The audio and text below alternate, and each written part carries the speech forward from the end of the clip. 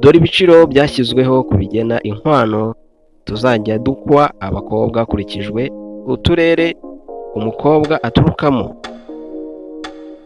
Akarere ka mbere ni akarere ka Gasabo. Umugore ukeneye umukobwa mwiza uturuka mu karere ka Gicumbi agomba kuba afite 3,600,000. Akarere ka gatatu ni akarere ka Huye. Akarere ka Huye umukobwa waho agomba gukwerwa 2,580,000 by'amafaranga y'u Rwanda. Umusore ushaka umukobwa mu karere ka Huye agomba kuba yitwaje 2,580,000. Dukomeje ku mwanya wa kane, akarere ka Gisagara, umusore agomba kuba afite 500,000 byuzuye akabona umugeni. Naho mu karere ka Rwamagana, amahoro y'Imana nabane namwe aho muherereye hose. Nge nitwa Seziberwa Vincent, ikiganiro ni menya nibisobanukirwe. Uyu munsi nzanye amakuru ari update, ni amakuru agezweho. Ni icyifuzo abasore bari bamaranye igihe barasabye ko hari ukuntu cyazakemuka. Icyo kibazo giteye kijya abasore bavuga ko inkwano zihenze, ujya gusaba umukobwa bagaguca mirenge ngo umukobwa wabo ngo yize amashuri aya n'aya, bakamuca ibintu by'amananiza. Batanga icyifuzo cy'uko byibuze buri karere kagira ibiciro bigena inkwano, noneho muri umusore wese akajya gusaba umukobwa bitewe n'ayo afite, akajya mu karere runaka bitewe n'ibiciro bihari akabona umukobwa. None urutonde rukaba rwasohotse, ndarubona hano mbere yanjye, ndaje ndusome. Buri mukobwa n'akarere ahagaze arimo, buri wese urutonde, ibiciro by'uko icyo mbona cyo nawe ni umusore uzongera kugumirwa, nta mukobwa uzongera guhera iwabo ngo nuko yabuze umusore. Buri musore uko yifite mu mufuka agomba kubona umugeni kandi umukwiye. Ndatangira mbasomera. Iki ni ikiganiro cyitwa Menya ni usobanukirwe, gikorwa na Seziberwa Vincent. Watangiye. Dore ibiciro byashyizweho ku bigena inkwano tuzajya dukwa abakobwa hakurikijwe uturere umukobwa aturukamo. Akarere ka mbere ni akarere ka Gasabo. Umukobwa wo mu karere ka Gasabo umusore ugiye kumusaba agomba gutanga 5,000,000 kugira ngo ubone umugeni wo mu karere ka Gasabo. Ugomba kuba umusore ufite 5,000,000. Akarere ka kabiri ni akarere ka Gicumbi. Umusore ushaka umugeni wo muri Gicumbi agomba kuba afite 3,600,000. Umusore ufite 3,600,000 akeneye umugeni cyangwa umugore ukeneye umukobwa mwiza uturuka mu karere ka Gicumbi agomba kuba afite 3,600,000. Akarere ka gatatu ni akarere ka Huye. Akarere ka Huye umukobwa waho agomba gukwerwa 2,580,000 by'amafaranga y'u Rwanda. Umusore ushaka umukobwa mu karere ka Huye agomba kuba yitwaje 2,580,000. Dukomeje ku mwanya wa kane. Umwanya wa kane ni akarere ka Rusizi. Umukobwa wo mu karere ka Rusizi, umusore umushaka agomba kuba afite 2,580,000. Pardon, mumbabare gato nari nibeshye, nari mvuze mu karere ka Huye. Mu karere ka Rusizi ni nimero 4 agomba kuba afite 2,580,000. Karere ka Nyamagabe umusore azaba afite 2,500,000 kugira ngo ubone umugeni wo mu karere ka Nyamagabe. Umukobwa wo mu karere ka Muhanga, umusore ushaka umugeni wo mu karere ka Muhanga agomba kuba afite 1,400,000. Karere ka karindwi kaza ku mwanya wa karindwi ni akarere ka Nyanza. Akarere ka Nyanza, umusore ushaka umugeni wo muri aka karere agomba kuba afite amafaranga angana na 1,380,000. uwo ni umukobwa wo mu karere ka Nyanza. Akarere ka Munani, akarere ka Rulindo, umusore ushaka umugeni wo mu karere ka Rulindo agomba kuba afite 1,340,000. Umwanya wa 9 ni akarere ka Nyamasheke.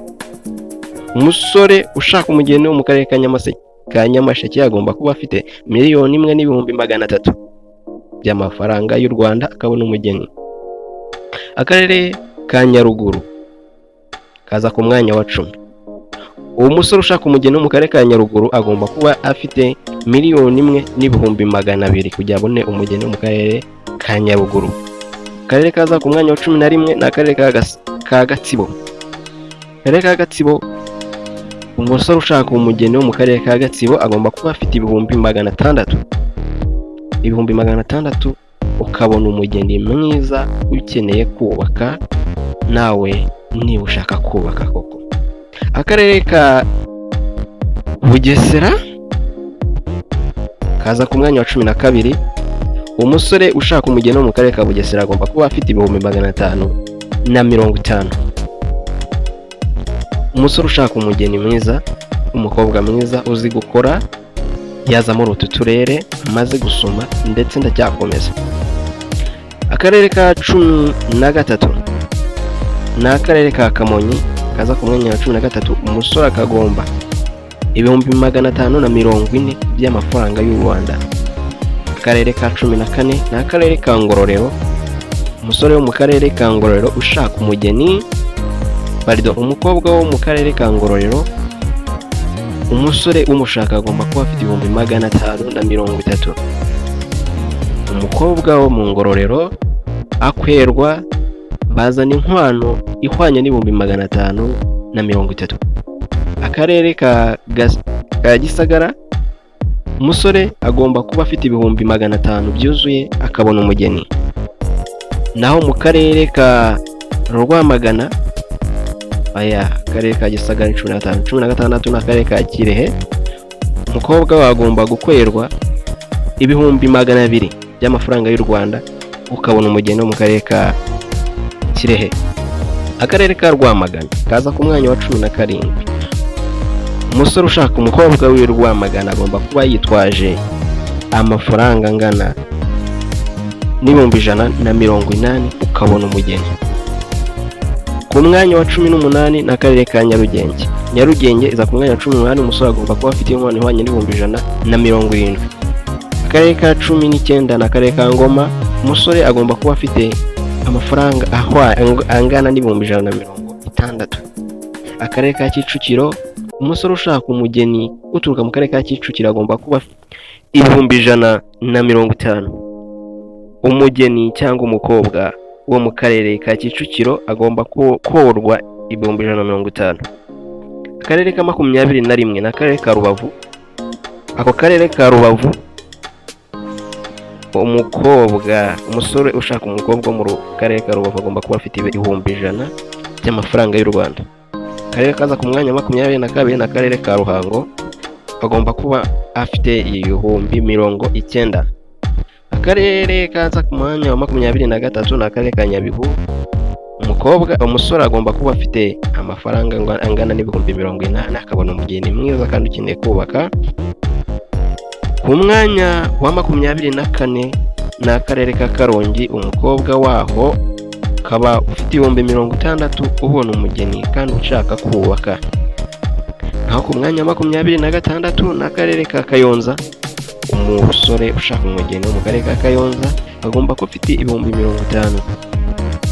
Akarere kaza ku mwanya wa 27 ni akarere ka Gakenke. Akarere ka Gakenke, umusore ushaka umukobwa mu karere ka Gakenke agomba kuba afite 41,000 akabona umugeni kandi ukeneye kubaka.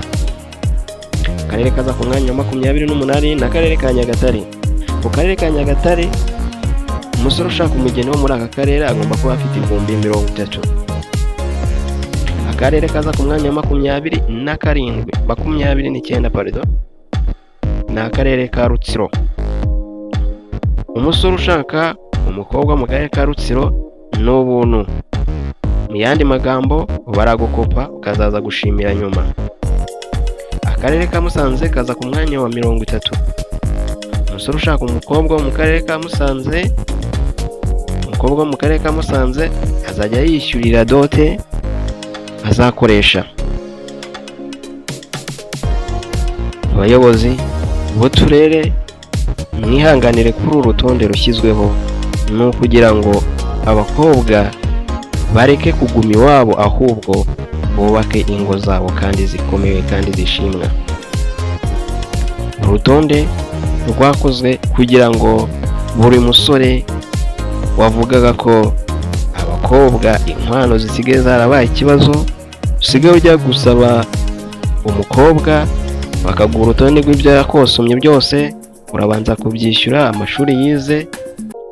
Abasore batanze icyifuzo cy'uko urutonde rukorwa, umusore bitewe no mu mufuka afite akaba yashinga urugo. Uko urutonde rumeze, birabujijwe ko hari umusore ubona urutonde ngo areke kuzana umugore, kuko buri wese buri cyiciro arimo ngira ngo aribona aho abasha kuba yakwisanga. Bitewe no mu mufuka wawe kandi ukaba ukeneye kubaka, reba kuri uru rutonde, iyo urangiza ubone kujya gushaka umugeni kandi ugukwiye. Ndagushimiye cyane, nkomeza ko niba urutonde uko rukozwe, niba ubona ruboneye, watwandikira muri comment ukatubwira ngo aha n'aha baribeshye, aha n'aha nibyo, ibintu nk'ibyo ngibyo byakozwe kugira ngo ntihazongere ko abasore batera inda, abakobwa bakabyarira iwabo, bakongera bakabyarira iwabo. Urutonde rwakozwe kugira ngo iyo ngeso icike, ahubwo abasore babaje kuba bazana abagore, abakobwa batera inda iwabo baze kubyarira mu ngo zabo. Ni ku neza ya buri wese ukeneye ko tugira umuryango wishimye. Urutonde, buri karere n'ibiciro byabo, bose barashoboye kandi bose kubaka n'ibyo bashyize imbere. Basore rero, mureke kurya capati n'amandazi, capati n'ibishyimbo, ahubwo muzane abafasha bajye babatekera. Mukomeze mugubwe neza. Wakabyaraho, ntiwibagirwe gukanda subscribe kuri Seziberwa TV. Ndagushimiye ku mwanya wawe wafashe ureba iyi video. Niba uyirangije mbwira ngo amen.